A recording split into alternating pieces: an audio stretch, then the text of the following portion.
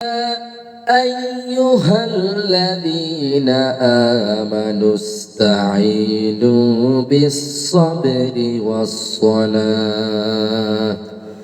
إن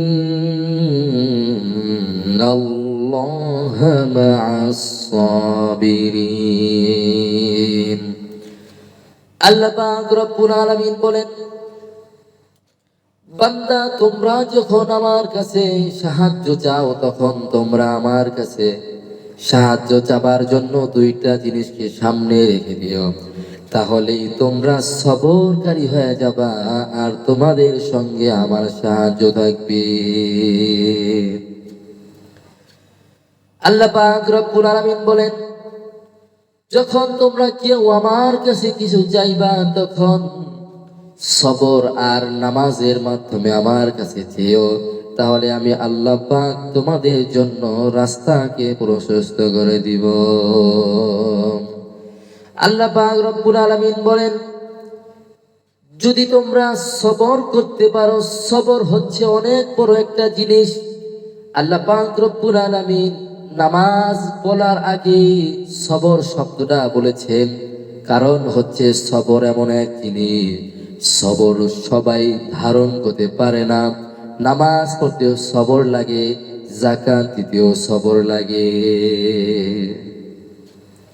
আল্লাহ পাক রব্বুল আলামিন এইটাই বুঝাইতে চাইলেন যে সবর এমন এক জিনিস যেটা যাকাত দিতে গেলেও লাগে, হজ করতে গেলেও লাগে, ইমানের উপর অটল থাকার জন্য সবর লাগে। সুতরাং তোমরা যখন আমি আল্লাহ তাআলার কাছে চাইবা তখন তোমরা সবর ধারণ করবা এবং নামাজ পড়ে আমার কাছে চাইবা, কারণ ইন্নাল্লাহা মা'আস সাবিরিন, আর সবর যারা ধারণ করে আমি আল্লাহ তাদের সঙ্গেই থাকি। সুবহানাল্লাহ। সবর এটা জানতেন বিষয় নয়, সবর এটা অনেক বড় একটি সম্পদ, যেই সবরের মাধ্যমে আল্লাহ রাব্বুল আলামিন হযরত আইয়ুব আলাইহিস সালামকে পরীক্ষা করেছিলেন। আল্লাহ পাক রব্বুল আলামিন হযরত আইয়ুব আলাইহিস সালামকে 18 বছর একটি রোগে আক্রান্ত করে রেখেছিলেন।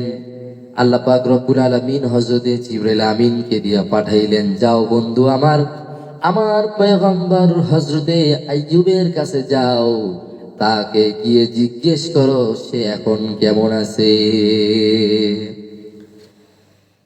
আল্লাহ রাব্বুল আলামিনের প্রিয় বন্ধু হযরত জিবরাইল আমিন পয়গম্বর আইয়ুব আলাইহিস সালামের কাছে আসলেন এবং তাকে সালাম দিলেন, আসসালামু আলাইকুম ইয়া আইয়ুব। হে আইয়ুব আলাইহিস সালাম, আপনাকে সালাম দিলাম, আল্লাহর পক্ষ থেকে সালাম গ্রহণ করেন, আমার পক্ষ থেকে সালাম গ্রহণ করেন। হযরত আইয়ুব আলাইহিস সালাম হযরত জিবরাইল আমিনের সালামের জবাব দিতে কিছুক্ষণ দেরি করলেন। হযরত জিবরাইল আমিন ভাবলেন, মনে হয় সে কষ্টের মধ্যে আছে, এই জন্য মনে হয় আমার সালামের জবাব দিতে দেরি করেছেন। হযরত আইয়ুব আলাইহিস সালাম কিছুক্ষণ পরে বললেন, ওয়া আলাইকুমুস সালাম ওয়া রাহমাতুল্লাহি ওয়া বারাকাতুহু। আল্লাহর নবী পয়গম্বর হযরত আইয়ুব আলাইহিস সালাম সালাম দিতে একটু বিলম্ব করলেন, দেরি করলেন, ওয়েট করলেন। হযরত জিবরাইল আমিন বললেন, ওগো পয়গম্বর, আপনাকে সালাম দিলাম, আপনি দেরি করলেন, আপনি কি কোনো কষ্টে আছেন নাকি? হযরত আইয়ুব আলাইহিস সালাম না বললেন, না বন্ধু, আমি আপনার সালাম জবাব এই জন্য দেই নাই যে আমি কষ্টে আছি, বরং আমার জিহ্বা দিয়ে একটা পোকা দৌড় দিতেছিল, যদি আমি আপনার সালামের জবাব দিতে যাইতাম তাহলে পোকাটা পড়ে গিয়ে ব্যথা পাইতো, পোকাটার জন্য আমি ওয়েট করতেছিলাম। যখন পোকাটা সরে গেল তখন আমি আপনার সালামের জবাব দিলাম।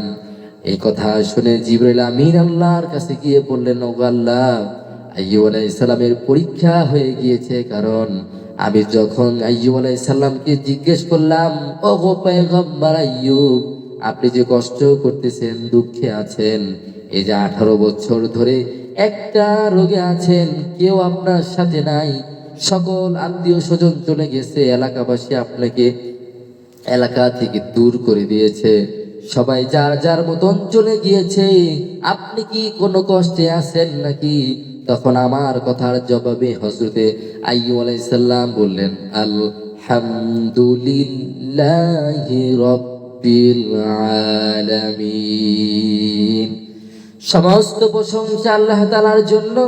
সুতরাং আমি যে কষ্টে আছি এটা কোনো কষ্ট নয়, এটা হচ্ছে আল্লাহর পক্ষ থেকে আমার পরীক্ষা। সুতরাং আমি পরীক্ষার উপর সবর করতেছি, দেখি নাকি আমার আল্লাহ কখন আইয়ুবকে সুস্থ করে দেয়। আমি যখন তাকে এই কথা বললাম তখন সে আলহামদুলিল্লাহ বলল, ওগো মালিক, তোমার কাছে আমি আবেদন করি, তুমি তোমার পয়গম্বর হযরতে আইয়ুব আলাইহিস সালামকে সুস্থ করে দাও। আল্লাহ রাব্বুল আলামিন জিবরাইল আমিনের ওই কথা অনুযায়ী আল্লাহ রাব্বুল আলামিন তার পয়গম্বর হযরতে আইয়ুব আলাইহিস সালামকে শিফা দিয়া দিলেন। সুবহানাল্লাহ। এটা কি বলে সবর? এটা হচ্ছে কমপ্লিট এক সবর, যে সবর ধারণ করতে পারে আল্লাহ তার শেষ সীমানায় এমন এক পুরস্কার রেখেছে যা বান্দা কখনোই কল্পনা করতে পারবে না। আমরা অনেক সময় অনেকভাবে হাই হুতাশ হয়ে যাই, কখনো হাই হুতাশ হওয়া যাবে না। কার কখন কি জন্য বিপদ আসে এটা একমাত্র আল্লাহ জানে। সাময়িক বিপদ এসে আমার জন্য দীর্ঘস্থায়ী যে বিপদ ছিল এটাকে আল্লাহ তাআলা কখনো কখনো দূর করে দেয়। এই জন্য সবর এটা অনেক বড় দামি সম্পদ।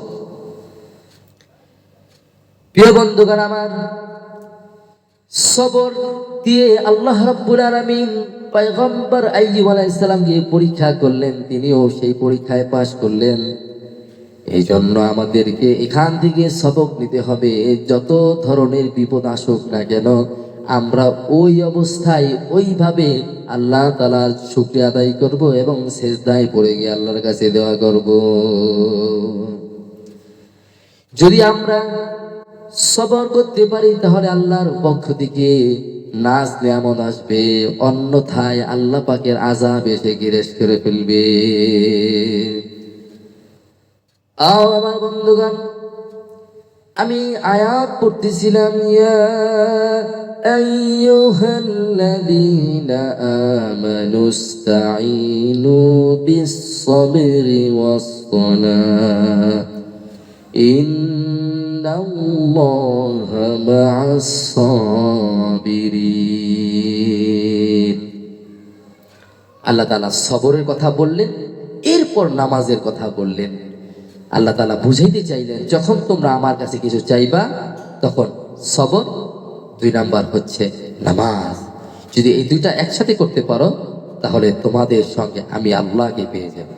সুবহানাল্লাহ। এরপর আল্লাহ তাআলা বলেন, ওয়ালা তাকুলু লিমান ইয়াকতালু ফি সাবিলিল্লাহি আমওয়াত বাল আহইয়াউ ওয়ালাকিন লা তাশউরুন।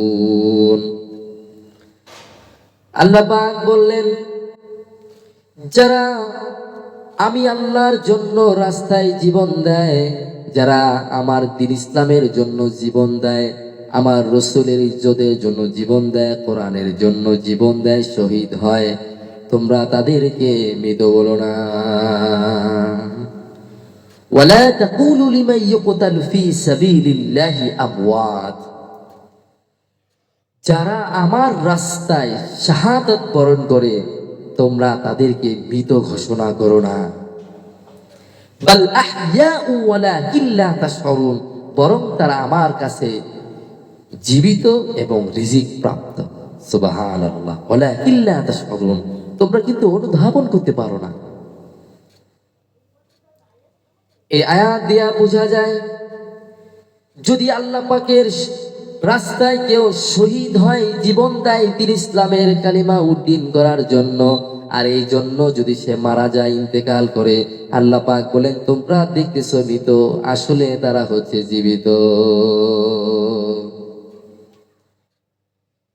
মুসলমান ভাইয়েরা আমার, একটা কথা ভালো করে মনে রাখতে হবে, মানুষের মৃত্যু হয় হাসপাতালে হয়, ঘরে হয়, রোডে হয়, বিমানে হয়, লঞ্চেও হয়। কিন্তু যদি আপনার আমার মৃত্যুটা যদি আল্লাহ পাকের দিন ইসলাম বিজয় করার জন্য হয়, তাহলেই সেটা হচ্ছে সফলতার মৃত্যু।